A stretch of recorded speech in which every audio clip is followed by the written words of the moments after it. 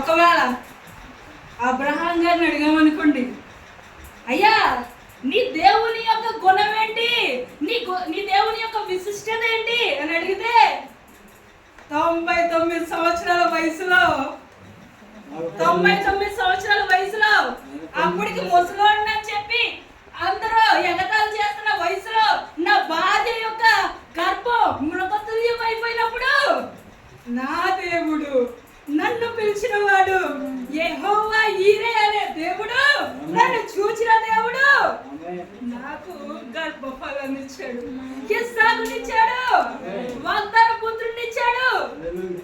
అది అబ్రహాం చెప్పే సాక్ష్యం. అది అబ్రహాం చెప్పే సాక్ష్యం. నన్ను మానవ మాతృని బొమ్మలు అమ్ముకొని వాడిని అబ్రహాముగా ఉన్నవాడిని అబ్రహాముని చేశాడు దేవుడు. అబ్రహామా అని పిలిచాడు, నాతో మాట్లాడాడు నా దేవుడు అని చెప్పి సాక్ష్యం ఇస్తాడు. హల్లెలూయా, హల్లెలూయా, హల్లెలూయా. నోవా ఉన్నాడుగా అనుకోండి, అప్పుడు దాకా పుట్టి పెరిగిన అన్ని సంవత్సరాల వరకు భూమి మీద వర్షం లేదు. కుండపోతగా వర్షం వచ్చి చల ప్రళయం అందరూ చచ్చిపోతే దేవుడు నా కుటుంబాన్ని, నన్ను, నా ముగ్గురు బిడ్డల్ని, నా కోడళ్ళని, నాతో పాటు సమస్త జంతువుల్ని, ప్రాకే పురుగుల్ని, పక్షుల్ని, జలచరాల్ని అన్నిటినీ బతుకనిచ్చాడు. ఆయన మమ్మల్ని కాపాడాడు.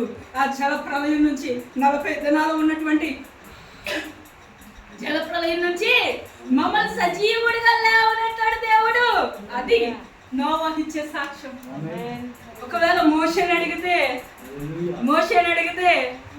ఏం చెప్తాడు?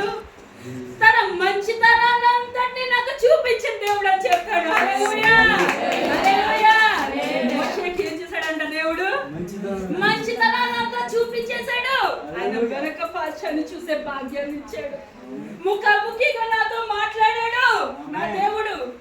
ఇది మోషే ఇచ్చే సాక్ష్యం. అంతేనా? ఇశ్రాయేలు ప్రజల్ని ఇనుప కొలిమిలోంచి ఎలా తీసుకెళ్లాడో దేవుడు, 40 సంవత్సరాల వరకు ఎలా పోషించాడో, ఎలా కాపాడాడో, ఎర్ర సముద్రాన్ని ఎలా పాయలు చేశాడో, ఇది మోషే ఇచ్చిన సాక్ష్యం. మోషే ఇచ్చే సాక్ష్యం. ఆ తర్వాత వచ్చేసి దావీదుని అడిగాం అనుకోండి, అయ్యా దావీదా నీ దేవుని గుణం ఏంటయ్యా అని చెప్పి దావీదుని అడిగితే, నా దేవుడు నాకు ఆశ్రయదుర్గము, నేను చొచ్చుకొని పోయేటువంటి నిత్యాశ్రయదుర్గమైన, నా బలమైన, నా కొండ అయినా, పశువులు మేపేటువంటి స్థితి నుంచి, గొర్రెలు మేపుకునే దొడ్లోంచి నా తండ్రి, నా అన్నలు ఎవరు అందరూ విడిచిపెట్టేసినా, నన్ను పరాయోటి కింద లెక్కేసినా, నా కోసం ఆయన ప్రవక్తను పంపించి ఆ కడసారోడు ఉన్నాడయ్యా అంటే ఆయన రమ్మనని చెప్పి సమూయేలు ప్రవక్త వెయిట్ చేశాడు దావీదు గురించి. దావీదు వస్తే యెహోవా దేవుడు ఇతడే నేను కోరుకున్నా నా దాసుడు దావీదు అని చెప్పి నన్ను కోరుకున్నవాడు నా దేవుడు, నన్ను బ్రతికించినాడు. గొర్రెల దొడ్లోంచి డైరెక్ట్ సింహాసనాన్ని ఇచ్చాడు. ఇది దావీదు ఇచ్చే సాక్ష్యం. ఇది దావీదు ఇచ్చే సాక్ష్యం.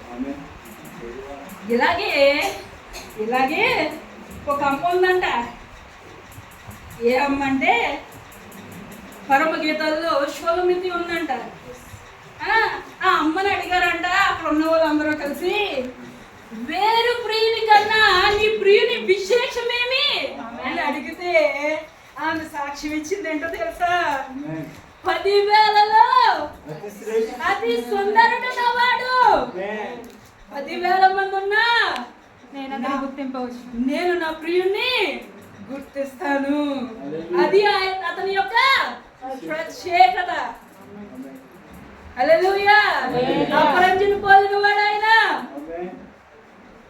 ఇది షోలమితి ఇచ్చే సాక్ష్యం. మరి అపోస్తలుల దగ్గరికి వస్తే, ఒకవేళ నీ దేవుని గురించి నువ్వు ఇచ్చే సాక్ష్యం ఏంటి, ఆయన గుణగణాలు ఏంటి అంటే వారు చెప్పే విధానాలు, ఈ పత్రికా పాఠాలన్నీ ఏంటి? యేసు గుణగణాలు తెలియజేస్తాయి. ఆ సువార్తలు ఏం తెలియజేస్తాయి? యేసు గుణాతిశయాల్ని ప్రచురం చేస్తాయి.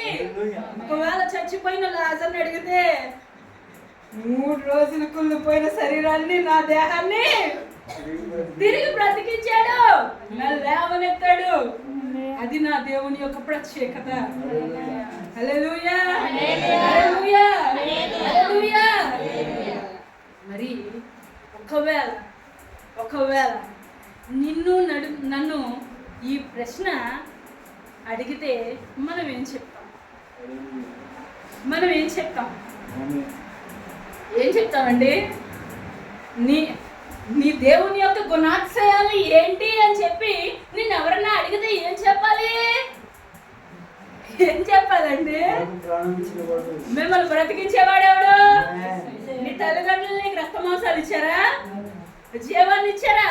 వాళ్ళకి అన్నారు కరెక్టే, కానీ నీలో జీవాన్ని నింపింది ఎవరు? ఆ పరమ తండ్రి. నీకు ఆయుష్ పొడిగిస్తున్నది ఎవరు? ఏమండి, ఎంత శ్రేష్టమైనటువంటి ఆ బెడ్లతో ఆ సంసారాలు గాని కుటుంబాలు గాని ఎలా సంతోషకరంగా ఉంచాడు దేవుడు. ఇవన్నిటికి హేతువేంటి? మనం ఆయన ఏర్పరచుకున్న జనాంగము, ఆయన ఏర్పరచుకున్న సొత్తు, ఆయన బెడ్లో మనం. కాబట్టి నువ్వు నేను యేసయ్యకి ఎప్పుడు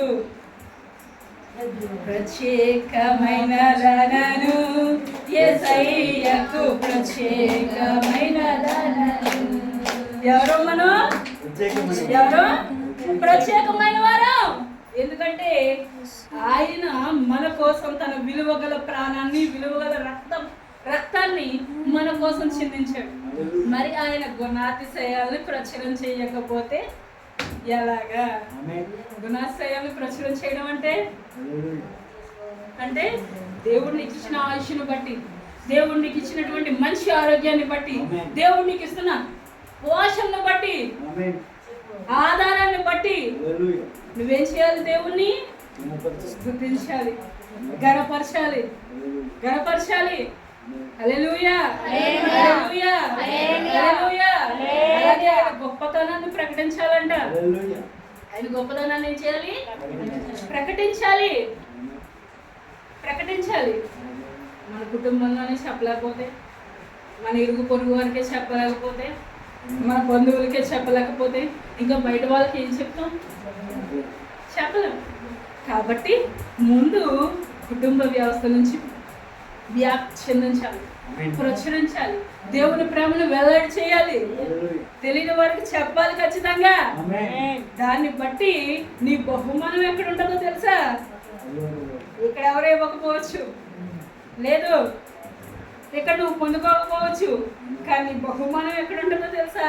నువ్వు చచ్చిపోయిన మరుక్షణం నీ కళ్ళు ఆ దేవదేవుని సన్నిధిలో మనం తెరిచినప్పుడు ఆయన తన దూతలను పంపించి ప్రశస్తమైనటువంటి కిరీటాన్ని ధరింపజేస్తాడంట. హల్లెలూయా, హల్లెలూయా. జీవాన్ని ఇస్తాడు మన దేవుడు. కాబట్టి ఆయన ఏం చేయాలి? ఆయన గురించి ఏం చేయాలి? చెప్పాలి, తెలియచెప్పాలి. నోరున్నది ఎందుకు? నోరుంది ఎందుకంటే తింటాక చెప్పడానికి. మా ఇంటి దగ్గర ఒక ఆవిడ ఉంది. నిన్న పొద్దున్న మొదలెట్టిందంటే, పొద్దున్నే నేను బ్రష్ చేసినప్పుడు, పొద్దున్నే లేచి బ్రష్ చేసినప్పుడు మొదలెట్టింది ఒక ఆవిడ, ఒక అమ్మ. ఇంటి ఎదురుగా పైగా మేము ఉండేదానికి ఎదురుగానే అనమాట. అయ్య మొదలెట్టింది. ఇంకా ఆ మాటలు ఈ మాటలు ఎక్కడ తెగదే.